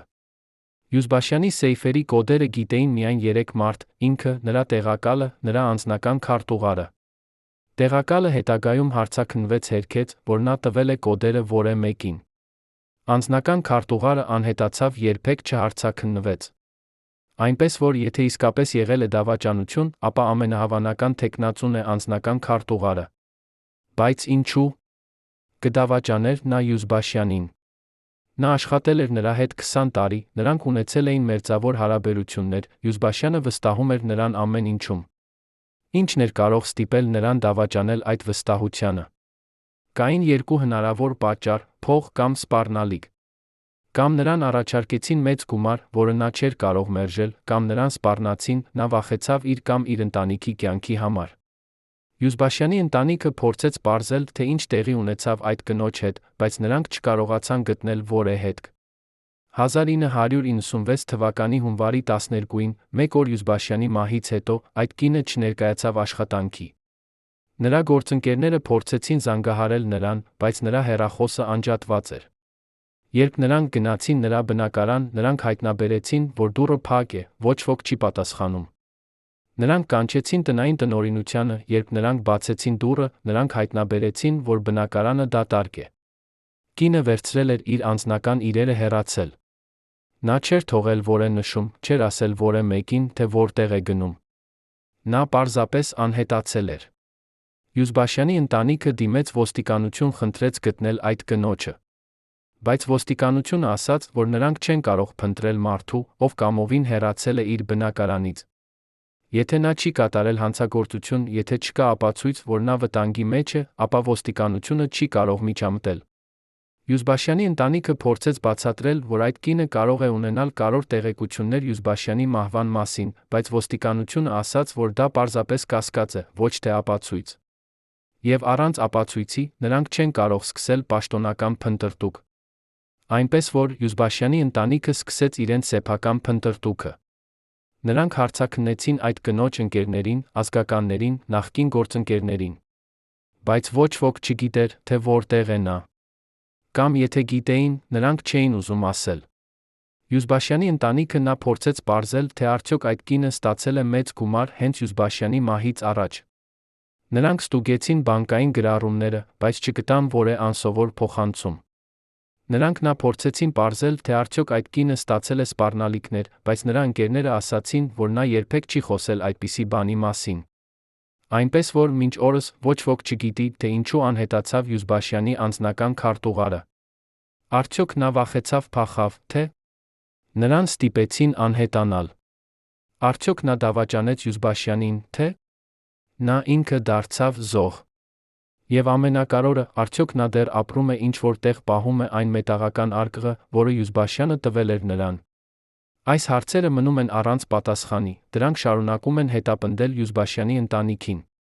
Բայց եկեք վերադառնանք այն փաստաթղթերին, որոնք Յուզբաշյանը ուղարկել էր Մոսկվա-Թբիլիսի։ Ինչ տեղի ունեցավ այդ փաստաթղթերի հետ։ Արդյոք դրանք դեռ գոյություն ունեն, թե դրանք նույնպես անհետացել են։ Մոսկվայում Յուզբաշյանի ընկերը, ով ստացել էր փաստաթղթերի մի մասը, պահեց դրանք իր անձնական սեյֆում։ Նա չպատմեց որևէ մեկին այդ փաստաթղթերի մասին, նույնիսկ իր ընտանիքին։ Նա գիտեր, որ դրանք շատ վտանգավոր են, որ եթե սխալ մարդիկ իմանան դրանց մասին, նա ինքը կարող է վտանգի մեջ ընկնել։ Այնպես որ նա պահեց լռությունը, սպասեց։ 1998 թվականին, 2 տարի Յուզբաշյանի մահից հետո, այդ մարդը մահացավ սրտի կաթվածից։ Նա եղել է 65 տարեկան, ունեցել է սրտի խնդիրներ, այնպես որ նրա մահը չհարուցեց կասկածներ։ Բայց երբ նրա ընտանիքը սկսեց դատարկել նրա բնակարանը, նրանք հայտնաբերեցին այդ սեյֆը։ Ներսում կային փաստաթղթեր, որոնք ուղարկված էին Յուզբաշյանի կողմից։ Ընտանիքը, չհասկանալով դրանց կարևորությունը, որոշեց հանձնել դրանք ռուսական արխիվներին։ Նրանք կարծում էին, որ դրանք պատմական փաստաթղթեր են, որոնք պետք է պահվեն պետական արխիվում։ Բայց երբ արխիվի աշխատակիցները տեսան փաստաթղթերի բովանդակությունը, նրանք անմիջապես հասկացան, որ դրանք ոչ թե սովորական պատմական փաստաթղթեր են։ Դրանք պարունակում էին տեղեկություններ, որոնք կարող էին վնասել շատ մարդկանց, ինչպես Հայաստանում, այնպես էլ Ռուսաստանում։ Արխիվի աշխատակիցները անմիջապես կապվեցին ավելի բարձր ատյանների հետ, փաստաթղթերը վերցվեցին։ Դրանք դասակարգվեցին որպես խիստ գաղտնի, տեղափոխվեցին հատուկ պահեստարան, որտեղ պահվում են ամենազգայուն փաստաթղթերը։ Դրանք երբեք չհրապարակվեցին, մինչ օրս դրանք մնում են փակ հասարակության համար։ Բայց մի փոքր մասը այդ փաստաթղթերից արտահոսեց։ Ինչպես դա տեղի ունեցավ, ոչ ոք չգիտի։ Կարծիքներ կան, որ արխիվի աշխատակիցներից մեկը, ով համակրում էր Յուզբաշյանին, գաղտնի պատճենահանեց մի քանի էջ տվեց լրագրողներին։ Այլ կարծիքներ կան, որ այդ էջերը արտահոսեցին ավելի բարձր ատյաններից, որպես նախազգուշացում այն մարդկանց, ովքեր նշված էին այդ փաստաթղթերում։ Բայց անկախ նրանից, թե ինչպես դա տեղի ունեցավ, արդյունքը եղավ նույնը, մի քանի էջ հայտնվեցին լրագրողների ձեռքում։ Այդ էջերը պարունակում էին տեղեկություններ 3 բարձրաստիճան հայ պաշտոնյաների մասին։ Փաստաթղթերը ցույց էին տալիս, որ այդ մարդիկ 1980-ական թվականներին համագործակցել էին ԿԳԲ-ի հետ։ Դրանք պարունակում էին անձնական նամակագրություններ, ֆինանսական փոխանցումների գրառումներ, հանդիպումների արձանագրություններ։ Երբ այս տեղեկությունները հրապարակվեցին մի փոքր անկախ թերթում, դա առաջացրեց սկանդալ։ Այդ 3 պաշտոնյաները անմիջապես հերքեցին մեղադրանքները։ Նրանք հայտարարեցին, որ փաստաթղթերը կեղծ են, որ դրանք ստեղծվել են նրանց վարկաբեկելու նպատակով։ Նրանք սպառնացին դատական հայց ներկայացնել թերթի դեմ։ Եվ մի շաբաթ անց այդ թերթը փակվեց։ Պաշտոնական պատճառը եղավ ֆինանսական դժվարություններ։ Բայց բոլորը գիտեին, որ իրական պատճառը այլ էր։ Թերթը փակվեց, քանի որ այն հրապարակեց տեղեկություններ, որոնք չպետք է հրապարակվեին։ Եվ այդ հրապարակումից հետո ոչ մի այլ լրատվամիջոց չհամարձակվեց գրել Յուզբաշյանի փաստաթղթերի մասին։ Թեման դարձավ տաբու, մարդիկ սկսեցին մոռանալ այն։ Բայց արդյոք այդ փաստաթղթերը իսկապես կեղծ էին։ Թե դրանք եղան իրական, բայց չափազանց վտանգավոր հրապարակելու համար։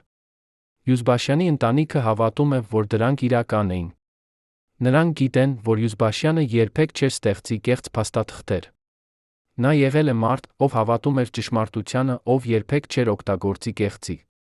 Այնպես որ եթե այդ փաստաթղթերը պարունակում էին տեղեկություններ, որոնք վնասեցին որոշ մարդկանց, ապա դա նշանակում էր, որ այդ տեղեկությունները իրական էին։ Եվ եթե այդ փաստաթղթերը իրական էին, ապա դա նշանակում է, որ Յուզբաշյանը ճիշտ էր։ Նա ճիշտ էր, երբ ասում էր, որ շատ մարդիկ, ովքեր դարձան անկախ Հայաստանի առաջնորդներ, իրականում եղել են խորհրդային համակարգի մաս։ Նա ճիշտ էր, երբ ասում էր, որ բարձրագույն հեղափոխությունը իրականում եղել է կոորդինացված գործողություն, որը թույլ տվեց հին էլիտային պահպանել իր իշխանությունը նոր պայմաններում։ Եվ նա ճիշտ էր, երբ ասում էր, որ ճշմարտությունը մի օր կբացահայտվի։ Բայց երբ կգա այդ օրը։ Արդյոք մենք երբեք իմանանք ամբողջ ճշմարտությունը Յուզբաշյանի մասին։ Արդյոք նրա փաստաթղթերը, որոնք դեռ թաքնված են ինչ-որ տեղ, երբեք կհրապարակվեն։ Թե դրանք կմնան թաղված հավերժ, մենք երբեք չենք իմանա, թե ինչ էր իրականում տեղի ունեցել այդ տարիներին։ Յուզբաշյանի ընտանիքը շարունակում է հավատալ, որ ճշմարտությունը մի օր կբացահայտվի։ Նրանք շարունակում են փնտրել այն մարդկանց, ովքեր կարող են ունենալ տեղեկություններ։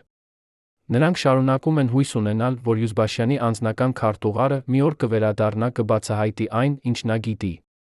Եվ նրանք շարունակում են պահանջել, որ Յուզբաշյանի գործը վերաբացվի, իրականացվի նոր, անկախ քննություն։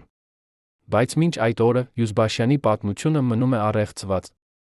Պատմություն մի մարդու մասին, ով գիտեր չափազանց շատ, ով վճարեց գին դրա համար։ Պատմություն փաստաթղթերի մասին, որոնք կարող էին փոխել պատմությունը, բայց որոնք անհետացան մի գիշերում։ Եվ պատմություն համակարգի մասին, որը փոխվեց, բայց միաժամանակ մնաց նույնը։ Արդյոք դուք հավատում եք, որ ճշմարտությունը մի օր կբացահայտվի։ Արդյոք դուք կարծում եք, որ Յուզբաշյանի փաստաթղթերը դեռ գոյություն ունեն ինչ-որ տեղ։ Եվ արդյոք դուք պատրաստ եք լսել այն ճշմարտությունը, որը կարող է փոխել ամեն ինչ, ինչ դուք կարծում եք, որ գիտեք ձեր երկրի պատմության մասին։ Բայց Յուզբաշյանի պատմությունը ունի մեկ շերտ, որը հազվադեպ է քննարկվում։ Դա այն մարդկանց պատմությունն է, ովքեր աշխատել են նրա հետ, ովքեր տեսել են, թե ինչպես էր նա իրականում աշխատում։ Այս մարդիկ պատմում են պատմություն, որը տարբերվում է պաշտոնական տարբերակից։ Նրանք պատմում են մարդու մասին, ով չէր պարզապես հավաքում տեղեկություններ, այլ փորձում էր հասկանալ մարդկանց։ Ով չէր օգտագործում կոպիտ ուժ, այլ ստեղծում էր վստահության մթնոլորտ։ Եվ ով վերջում դարձավ զոհ այն համակարգի, որին նա ծառայել էր ողջ կյանքը։ Յուզբաշյանի նախկին համակարգողներից մեկը, ով այժմ ապրում է թաքնված անունով, համաձայնել է խոսել միայն անանուն պայմանով, պատմեց մի պատմություն, որը լույս է սփռում Յուզբաշյանի իրական բնավորության վրա։ 1985 թվականին, երբ Հայաստանում սկսեց ուժեղանալ ազգային շարժումը, Յուզբաշյանին հանձնարարվեց հետել մի երիտասարդ բանաստեղծի, ով կասկածվում էր հակախորհրդային գործունեության մեջ։ Այդ բանաստեղծը գրում էր բանաստեղծություններ ազգային թեմաներով, կարդում էր դրանք հանրային հավաքներում։ Մոսկվան պահանջում էր, որ այդ բանաստեղծը ձերբակալվի, դատվի։ Բայց Յուզբաշյանը չհամաձայնվեց անմիջապես ձերբակալել նրան։ Փոխարենը, նա որոշեց հանդիպել այդ բանաստեղծի հետ անձամբ։ Նա հրավիրեց նրան իր գրասենյակ, խոսեց նրա հետ ոչ թե որպես հարցաքննող, այլ որպես մարդ, ով հետաքրքրված է գրականությամբ։ Նրանք խոսեցին բանաստեղծության մասին, Հայաստանի պատմության մասին, ապագայի մասին։ Եվ այդ զրույցի ավարտին Յուզբաշյանը ասաց բանաստեղծին. «Ես հասկանում եմ ձեր զգացմունքները, ես չեմ կարող ասել, որ դուք սխալ եք։ Բայց ես նա հասկանում եմ, որ եթե դուք շարունակեք այն, ինչ անում եք, դուք կվտանգի մեջ կընկնեք։ Ոչ ինձնից, այլ այն մարդկանցից, ովքեր չեն հասկանում նրբությունները»։ Այդ բանաստեղծը հետագայում պատմել է, որ այդ հանդիպումը փոխեց նրա կյանքը։ Նա հասկացավ, որ Յուզբաշյանը ոչ թե թշնամի էր, այլ մարդ, ով փորձում էր պաշտպանել նրան իր սեփական համակարգից։ Եվ նա որոշեց լինել ավելի զգույշ իր գործողություններում։ Նա շարունակեց գրել բանաստեղծություններ, բայց դադարեցրեց դրանց հրապարակային ընթերցումները։ Եվ այդպիսով նա խուսափեց ձերբակալությունից։ Բայց ամենակարևորը, նա պահպանեց հարգանք Յուզբաշյանի նկատմամբ, երբ Յուզբաշյանը մահացավ, նա եղավ այն մարդկանցից մեկը, ովքեր պահանջեցին իրական քննություն։ Այս պատմությունը ցույց է տալիս, որ Յուզբաշյանը չէր պարզապես ԿԳԲ-ի ղեկավար։ Նա եղել է մարդ, ով փորձում էր գտնել հավասարակշռություն իր պաշտոնական պարտականությունների, իր անձնական համոզմունքների մեջ։ Նա հասկանում էր, որ համակարգը, որին նա ծառայում էր, ունի լուրջ թերություններ։ Բայց նա հավատում էր, որ նա կարող է օգտագործել իր դիրքը, պաշտպանելու մարդկանց այդ համակարգից։ Եվ շատ դեպքերում նա հաջողվեց դա անել։ Բայց այս մոտեցումը նա ստեղծեց նրա համար թշնամիներ։ Մոսկվան սկսեց կասկածել նրա հավատարմության մեջ։ Նրա վերադասները սկսեցին մտածել, որ նա չափազանց փափուկ է դիսիդենտների հետ։ Եվ որոշ մարդիկ Հայաստանում, ովքեր ուզում էին ավելի կոշտ միջոցներ, սկսեցին տեսնել նրան որպես խոչընդոտ։ Յուզբաշյանը հայտնվեց երկու կրակների մեջ, մի կողմից Մոսկվան, որը պահանջում էր ավելի կոշտ գործողություններ, մյուս կողմից Հայաստանի ազգայնականները, ովքեր տեսնում էին նրան որպես խորհրդային համակարգի ներկայացուցիչ։ 1988 թվականին, երբ Հայաստանում սկսվեց Ղարաբաղյան շարժումը, Յուզբաշյանի դիրքը դարձավ գրեթե անհնար։ Նրան հանձնարարվեց կանխել շարժման ընդլայնումը, բայց նա տեսավ, որ շարժումը ունի իրական ժողովրդական աջակցություն։ Նա զեկուցեց Մոսկվա, որ ռեպրեսիաները միայն կվատացնեն իրավիճակը, որ անհրաժեշտ են քաղաքական լուծումներ։ Բայց Մոսկվան չլսեց նրան։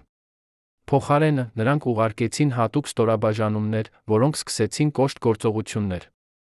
Յուզբաշյանի նախկին տեղակալը պատմել է, որ այդ ժամանակ Յուզբաշյանը եղել է խորը դեպրեսիայի մեջ։ Նա տեսնում էր, թե ինչպես է իրավիճակը դուրս գալիս վերահսկողությունից, նա չէր կարող ոչինչ անել դրա համար։ Նա տեսնում էր, թե ինչպես են մարդիկ տուժում, նա զգում էր իրեն պատասխանատու դրա համար։ Նա սկսեց խմել ավելի շատ, քան սովորաբար, նա դարձավ ավելի մեկուսացած։ Նրա ընտանիքը անհանգստանում էր նրա համար, բայց նա չէր ուզում խոսել իր խնդիրների մասին։ Բայց միաժամանակ Յուզբաշյանը սկսեց անել ինչ-որ բան, որը կարող էր փրկել նրա ժառանգությունը։ Նա սկսեց ավելի ակտիվորեն փաստաթղթավորել այն ամենը, ինչ տեղի էր ունենում։ Նա գրանցեց յուրաքանչյուր հրաման, որը գալիս էր Մոսկվայից, յուրաքանչյուր գործողություն, որը կատարվում էր Հայաստանում, յուրաքանչյուր զոհ, որը գրանցվում էր։ Նա ստեղծեց մանրամասն քրոնիկա այն ամենի, ինչ տեղի էր ունենում, նա պահեց այդ քրոնիկան իր սեյֆերում։ Նա գիտեր, որ մի օր այս քրոնիկան կարող է դառնալ կարևոր ապացույց։ Եվ նա ճիշտ էր։ 1998 թվականին, երբ խորհրդային համակարգը քանդվեց, երբ սկսվեցին քննություններ այն ամենի մասին, ինչ տեղի էր ունեցել, Յուզբաշյանի քրոնիկան կարող էր դառնալ ամենակարևոր ապացույցը։ Բայց այդ ժամանակ Յուզբաշյանը արդեն մահացել էր, նրա քրոնիկան անհետացել էր։ Եվ առանց այդ ապացույցի, շատ մարդիկ, ովքեր պատասխանատու էին այն ամենի համար, ինչ տեղի էր ունեցել, կարողացան խուսափել պատասխանատվությունից։ Բայց արդյոք Յուզբաշյանի քրոնիկան իսկապես անհետացել է? Թե այն դեռ գոյություն ունի ինչ-որ տեղ, սպասելով իր հրապարակման օրվան։ Յուզբաշյանի ընտանիքը հավատում է, որ քրոնիկան դեռ գոյություն ունի։ Նրանք հիմնվում են այն փաստի վրա, որ Յուզբաշյանը ստեղծել էր իր փաստաթղթերի պատճենները, ուղարկել էր դրանք տարբեր վայրեր։ Եթե այդ պատճենները դեռ գոյություն ունեն, ապա քրոնիկան նույնպես պետք է գոյություն ունենա։ Բայց որտեղ են այդ պատճենները? Մենք արդեն գիտենք, որ մի մասը հայտնաբերվեց Մոսկվայում, դասակարգվեց որպես խիստ գաղտնի։ Բայց ինչ տեղի ունեցավ այն մասի հետ, որը ուղարկվեց Թբիլիսի։ Յուզբաշյանի եղբայրը, ով ապրում էր Թբիլիսիում, ստացել էր փաստաթղթերի մի մասը 1995 թվականի դեկտեմբերին։ Յուզբաշյանը ուղարկել էր դրանք նրան փոստով, մի սովորական ծրարի մեջ, որը չէր հարուցում կասկածներ։ Եղբայրը ստացել էր ծրարը, պահել էր այն իր տանը, չբացելով այն։ Յուզբաշյանը խնդրել էր նրան չբացել ծրարը, մինչ նա ինքը չասի դա անել։ Բայց երբ Յուզբաշյանը մահացավ, եղբայրը բացեց ծրարը։ Ներսում նա գտավ փաստաթղթեր, որոնք պարունակում էին տեղեկություններ տարբեր մարդկանց մասին։ Եղբայրը, ով չէր հասկանում այդ փաստաթղթերի կարևորությունը, որոշեց պահել դրանք անվտանգ վայրում։ Նա դրեց դրանք մի հին սնդուկի մեջ, թաքցրեց այդ սնդուկը իր տան ստորգետնյա սենյակում։ Եվ այնտեղ դրանք մնացին տասնամյակներ շարունակ։ 1998 թվականին, երբ Վրաստանում սկսվեց քաղաքացիական պատերազմ, Յուզբաշյանի եղբայրը որոշեց լքել Թբիլիսին, տեղափոխվել Հայաստան։ Նա վերցրեց իր ամենակարևոր իրերը, բայց մոռացավ այդ սնդուկի մասին։ Կամ գուցե նա չմոռացավ, այլ պարզապես որոշեց, որ այն չարժե վերցնել։ Այնպես կամ այնպես, սնդուկը մնաց Թբիլիսիում, երբ նոր բնակիչները տեղափոխվեցին այդ տուն, նրանք հայտնաբերեցին այդ սնդուկը։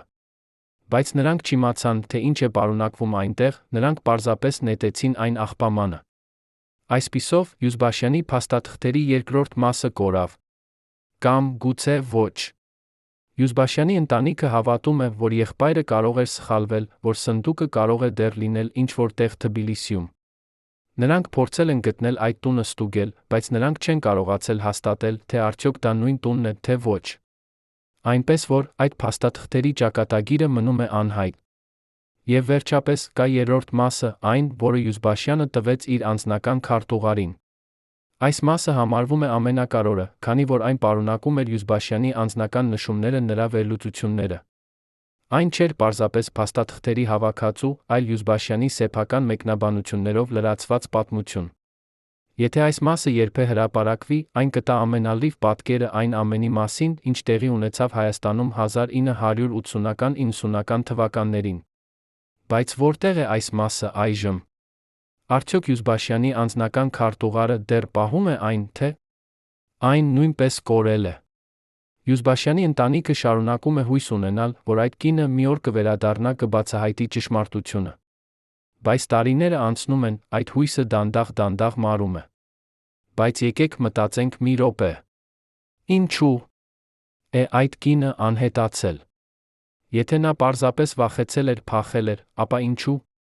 Նա չվերադարձավ հետագայում, երբ իրավիճակը հանգստացավ։ Եթե նրան ստիպել էին անհետանալ, ապա ինչու։ Նրա մարմինը երբեք չի հայտնաբերվել։ Եվ եթե նա դեռ ապրում է ինչ-որ տեղ, ապա ինչու։ Նա երբեք չի կապվել Յուզբաշյանի ընտանիքի հետ։ Այս հարցերը առաջացնում են մի հնարավորություն, որը շատերը չեն ուզում քննարկել։ Գուցե այդ կինը չանհետացավ։ Գուցե նա պարզապես ընտրեց նոր կյանք։ Գուցե նա հասկացավ, որ Յուզբաշյանի փաստաթղթերը չափազանց վտանգավոր են, որ եթե նա փորձի դրանք հրապարակել, նա ինքը կվտանգի մեջ կընկնի։ Այնպես որ նա որոշեց թաքցնել այդ փաստաթղթերը, ապրել հանգիստ կյանքով։ Նա փոխեց իր անունը, տեղափոխվեց այլ քաղաք, սկսեց նոր կյանք։ Եվ այնտեղ նա դեռ ապրում է, պահելով Յուզբաշյանի գաղտնիքները։ Եթե այս տարբերակը ճիշտ է, ապա դա նշանակում է, որ Յուզբաշյանի փաստաթղթերը դեռ գոյություն ունեն։ Դրանք պահվում են ինչ-որ տեղ, սպասելով իրենց հրապարակման օրվան։ Բայց երբ կգա այդ օրը։ Արդյոք այդ կինը սպասում է որոշակի իրադարձության, թե նա պարզապես սպասում է, մինչ բոլոր ականատեսները կմահանան։ Արդյոք նա երբեք կվերադառնա, թե նա կտանի այդ գաղտնիքները իր հետ գերեզման։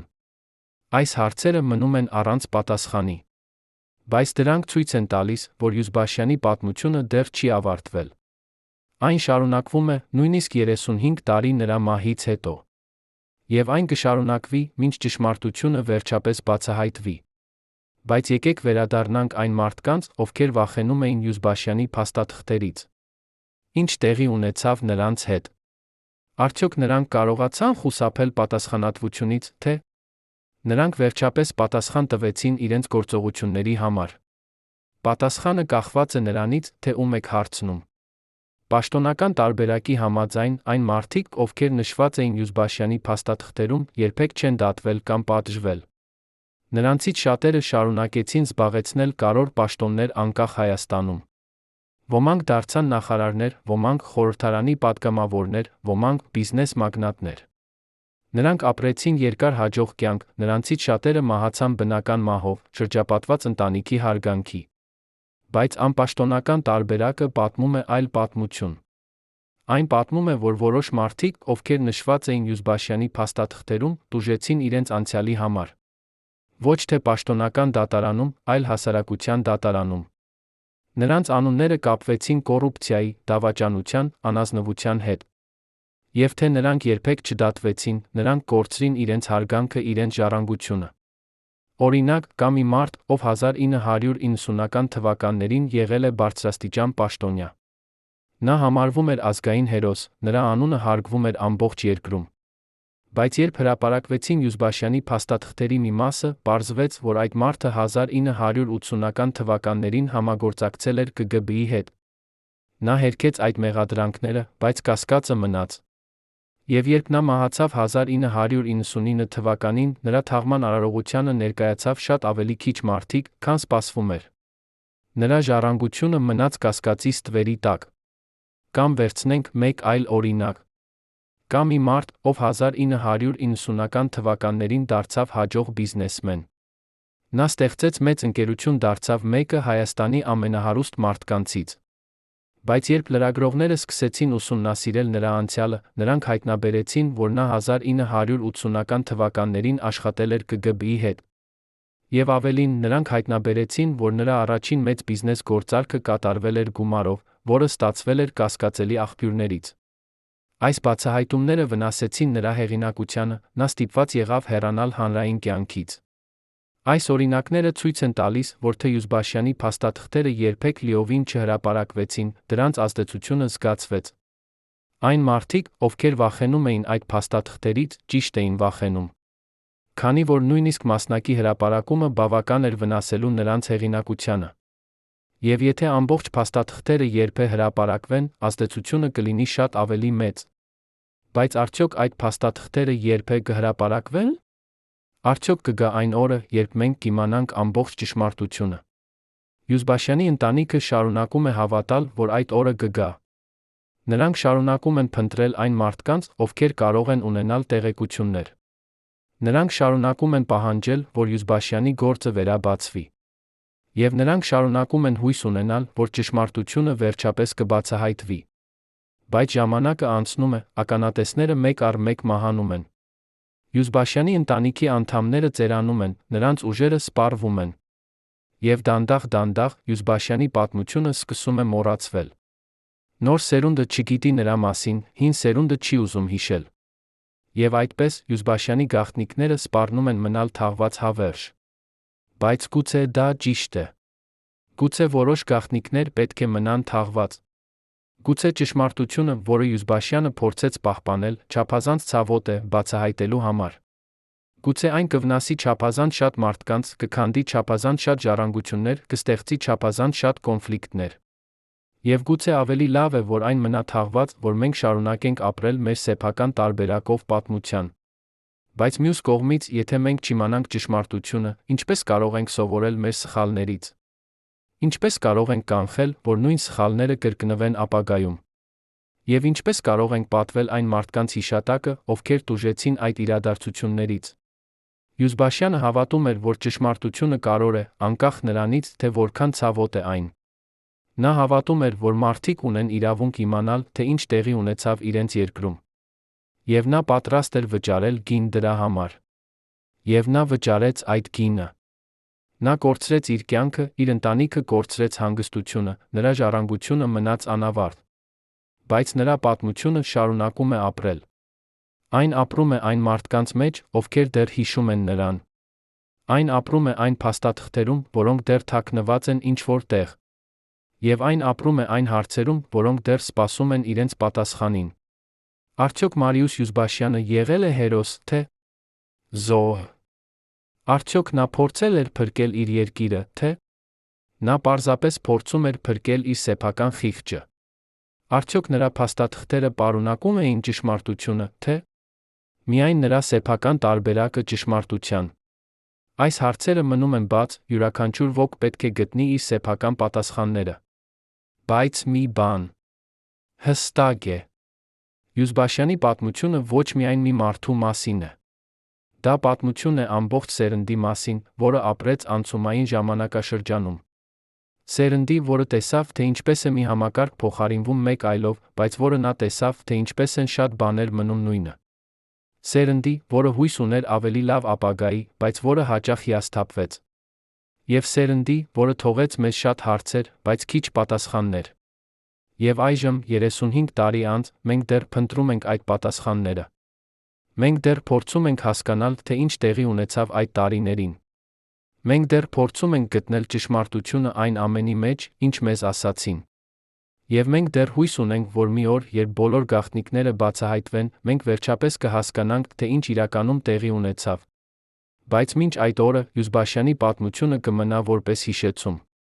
Հիշեցում այն մասին, որ ճշմարտությունը կարևոր է։ Հիշեցում այն մասին, որ գաղտնիքները չեն կարող թաքնված մնալ հավերժ։ Եվ հիշեցում այն մասին, որ յուրաքանչյուր մարդ, ով փորձում է անել ճիշտ բանը, արժանի է հարգանքի, անկախ նրանից, թե ինչ է տեղի ունենում նրա հետ։ Արդյոք դուք պատրաստ եք լսել ճշմարտությունը, երբ այն վերջապես բացահայտվի։ Արդյոք դուք պատրաստ եք ընդունել, որ այն, ինչ դուք կարծում էիք, որ գիտեք, կարող է լինել սխալ։ Եվ արդյոք դուք պատրաստ եք պայքարել այն ճշմարտության համար, որը Յուզբաշյանը փորձեց պահպանել։ Այս հարցերը մնում են բաց։ Եվ դրանց պատասխանները կախված են մեզնից, այն մարդկանցից, ովքեր դեռ հիշում են, ովքեր դեռ հույս ունեն, ովքեր դեռ հավատում են, որ ճշմարտությունը կարևոր է։ Բայց կա մեկ հարց, որը հազվադեպ է քննարկվում Յուզբաշյանի պատմության մեջ։ Ինչու՞ էր նա այդքան համոզված, որ իր փաստաթղթերը պետք է պահպանվեն։ Ինչու՞ էր նա ծախսում տարիներ, հավաքելով յուրաքանչյուր մանրամասն, գրանցելով յուրաքանչյուր զրույց, պահպանելով յուրաքանչյուր ապացույց։ Արդյոք դա եղել է պարզապես մասնագիտական սովորություն, թե ինչ-որ ավելի խորը։ Յուզբաշյանի ընտանիքի անդամներից մեկը պատմել է մի պատմություն, որը լույս է սփռում այս հարցի վրա։ 1978 թվականին, երբ Յուզբաշյանը դեռ երիտասարդ էր, նոր էր սկսել իր կարիերան ԿԳԲ-ում, նա ականատես եղավ մի իրադարձության, որը փոխեց նրա ողջ աշխարհայացքը։ Նրան հանձնարարվեց հետել մի տղամարդու, ով կասկածվում էր հակախորհրդային գործունեության մեջ։ Յուզբաշյանը հետեց այդ մարդուն մի քանի ամիս, հավաքեց տեղեկություններ, վերջապես զեկուցեց, որ այդ մարդը իսկապես մասնակցում է հակախորհրդային խմբի գործունեությանը։ Այդ մարդը ձերբակալվեց, դատվեց։ Բայց դատավարության ընթացքում պարզվեց, որ ապացույցները, որոնք ներկայացվեցին նրա դեմ, չէին համապատասխանում իրականությանը։ Դրանք եղել էին փոփոխված, ուռճացված, որոշ դեպքերում լիովին կեղծ։ Յուզբաշյանը, ով ներկա էր դատավարությանը, տեսավ, թե ինչպես են նրա սեփական զեկույցները օգտագործվում այնպես, որ դրանք ներկայացնում էին ավելի լուրջ մեղադրանքներ, քան նա իրականում գրել էր։ Եվ նա տեսավ, թե ինչպես է այդ մարդը դատապարտվում 10 տարի բանտարկության, հիմնվելով կեղծ ապացույցների վրա։ Այդ իրադարձությունը խորապես ազդեց Յուզբաշյանի վրա։ Նա հասկացավ, որ համակարգը, որին նա ծառայում էր, կարող է օգտագործել նրա աշխատանքը այնպես, որ այն վնասի անմեղ մարդկանց։ Եվ նա որոշեց, որ եթե նա շարունակելու է այս աշխատանքը, ապա նա պետք է ունենա իր սեփական արխիվը, որպես ապահովագրություն։ Արխիվ, որը կպարունակի իրական փաստերը, ոչ թե փոփոխված տարբերակները։ Արխիվ, որը մի օր կարող է օգտագործվել, վերականգնելու ճշմարտությունը։ Այսպիսով, Յուզբաշյանի փաստաթղթերը չէին պարզապես տեղեկությունների հավաքածու։ Դրանք էին նրա փորձը պաշտպանել ճշմարտությունը այն համակարգից, որը հաճախ աղավաղում էր այն։ Դրանք էին նրա ապահովագրությունը, որ եթե երբե համակարգը փորձի օգտագործել նրա աշխատանքը անարդար նպատակների համար, նա կկարողանա ապացուցել, թե ինչ էր իրականում տեղի ունեցել։ Եվ դրանք էին նրա ժառանգությունը, ապագա սերունդների համար, որպեսզի նրանք իմանան ճշմարտությունը։ Բայց այս ապահովագրությունը դարձավ նրա անկումը։ Քանի որ երբ այլ մարդիկ իմացան այդ փաստաթղթերի մասին, նրանք վախեցան։ Նրանք վախեցան, որ Յուզբաշյանը կարող է օգտագործել այդ փաստաթղթերը իրենց դեմ։ Նրանք վախեցան, որ եթե այդ փաստաթղթերը հրապարակվեն, դրանք կբացահայտեն նրանց սեփական գաղտնիքները։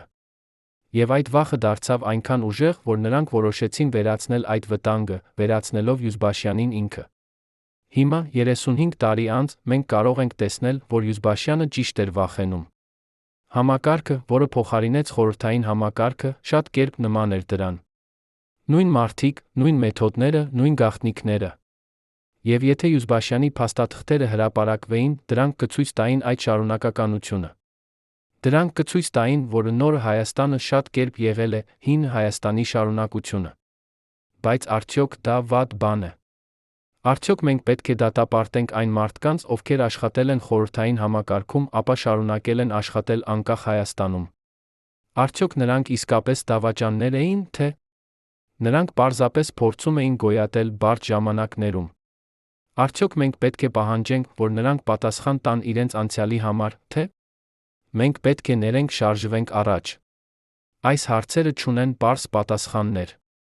Եվ գուցե հենց այդ պատճառով Յուզբաշյանի փաստաթղթերը երբեք լիովին չեն հրապարակվել։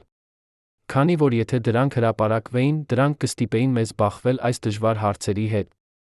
Դրանք կստիպեին մեզ վերագնահատել մեր պատմությունը, մեր հերոսներին, մեր ինքնությունը։ Եվ գուցե մենք դեռ պատրաստ չենք դրան։ Բայց մյուս կողմից, եթե մենք երբեք չբախվենք այս հարցերի հետ, ինչպես կարող ենք իսկապես առաջ շարժվել։ Ինչպես կարող ենք կառուցել ավելի լավ ապագա, եթե մենք չենք հասկանում մեր անցյալը։ Եվ ինչպես կարող ենք պատվել այն մարդկանց հիշատակը, ովքեր տուժեցին, եթե մենք չենք ճանաչում նրանց տառապանքները։ Յուզբաշյանի պատմությունը հենց այս դիլեմայի մասին է։ Դա պատմություն է ճշմարտության հարմարավետության միջ ընտրության մասին։ Պատմություն է արդարության կայունության միջ հավասարակշռության մասին։ Եվ պատմություն է անցյալի ապագայի միջ կապի մասին։ Եվ այժմ, 35 տարի Յուզբաշյանի մահից հետո, մենք դեռ պետք է կատարենք այդ ընտրությունները։ Մենք դեռ պետք է որոշենք, թե ինչքան ճշմարտություն ենք ուզում իմանալ։ Մենք դեռ պետք է որոշենք, թե ինչքան անցյալ ենք պատրաստ բացահայտել։ Եվ մենք դեռ պետք է որոշենք, թե ինչպիսի ապագա ենք ուզում կառուցել։ Յուզբաշյանի ընտանիքը արդեն կատարել է իր ընտրությունը։ Նրանք ընտրել են պայքարել ճշմարտության համար, անկախ նրանից, թե որքան դժվար է այն։ Նրանք շարունակում են փնտրել պատասխաններ, շարունակում են պահանջել արդարություն, շարունակում են հույս ունենալ, որ մի օր ամբողջ ճշմարտությունը կբացահայտվի։ Եվ նրանք հրավիրում են մեզ բոլորիս միանալ նրանց այդ պայքարին։ Բայց արդյոք մենք պատրաստ ենք ընդունել այդ հրավերը։ Արդյոք մենք պատրաստ ենք լսել այն ճշմարտությունը, որը կարող է անհարմար լինել։ Արդյոք մենք պատրաստ ենք վերագնահատել այն, ինչ մենք կարծում էինք, որ գիտենք։ Եվ արդյոք մենք պատրաստ ենք կառուցել ապագա, որը հիմնված է ճշմարտության վրա, ոչ թե հարմարավետ առասպելների վրա։ Այս հարցերը մնում են բաց։ Եվ դրանց պատասխանները կորոշեն ոչ միայն Յուզբաշյանի ժառանգությունը, այլ մեր սեփական ապագան։ Քանի որ վերջապես Յուզբաշյանի պատմությունը մեր բոլորի պատմությունն է։ Դա պատմություն է այն մասին, թե ինչպես ենք մենք վերաբերվում ճշմարտությանը, ինչպես ենք մենք վերաբերվում մեր անցյալին, ինչպես ենք մենք կառուցում մեր ապագան։ Եվ այդ պատմությունը դեռ շարունակվում է։ Այն շարունակվում է յուրաքանչյուր անգամ, երբ մեկը հարցնում է այն հարցերը, որոնք Յուզբաշյանը հարցրեց։ Այն շարունակվում է յուրաքանչյուր անգամ, երբ մեկը փնտրում է ճշմարտությունը, որը Յուզբաշյանը փորձեց պահպանել։ Եվ այն շարունակվում է յուրաքանչյուր անգամ, երբ մեկը հիշում է, որ ճշմարտությունը կարող է, անկախ նրանից, թե որքան դժվար է այն։ Մարիուս Յուզբաշյանը մահացավ 1996 թվականի հունվարի 11-ին։ Բայց նրա պատմությունը չմահացավ։ Այն ապրում է մեր հարցերում, մեր փնտրտուքներում, մեր հույսերում։ Եվ այն կշարունակի ապրել, մինչ մենք վերջապես գտնենք այն ճշմարտությունը, որը նա փորձեց մեզ թողնել։ Արդյոք այդ օրը կգա երբ է։ Արդյոք մենք երբեք իմանանք ամբողջ ճշմարտությունը։ Թե Յուզբաշյանի գաղտնիքները կմնան թաղված հավերժ։ Պատասխանը կախված է մեզնից։ Մեզնից, այն մարդկանցից, ովքեր դեռ հիշում են, ովքեր դեռ հույս ունեն, ովքեր դեռ հավատում են, որ ճշմարտությունը արժե պայքարելու համար։ Եվ գուցե, ճիշտ այնպես, ինչպես Յուզբաշյանը հավատում էր, մի օր այդ ճշմարտությունը կբացահայտվի։ Ոչ այն պատճառով, որ մեկը կորոշի բացահայտել այն, այլ այն պատճառով, որ ճշմարտությունը ունի իր սեփական ուժը։ Այն չի կարող թաղված մնալ հավերժ։ Վաղ թե ուշ, այն կգտնի իր ճանապարհը դեպի լույս։ Եվ երբ դա տեղի ունենա, մենք վերջապես կհասկանանք, թե ինչու էր Մարիուս Յուզբաշյանը պատրաստ վճարել այնպիսի գին պահպանելու այն։ Մինչ այդ օրը, նրա պատմությունը մնում է որպես հիշեցում։ Հիշեցում այն մասին, որ ճշմարտությունը կարող է։ Հիշեցում այն մասին, որ մեկ մարդը կարող է փոխություն ստեղծել։ Եվ հիշեցում այն մասին, որ անկախ նրանից, թե որքան ուժեղ է համակարգը, որը փորձում է թաքցնել ճշմարտությունը, միշտ կլինեն մարդիկ, ովքեր կպայքարեն դրա համար։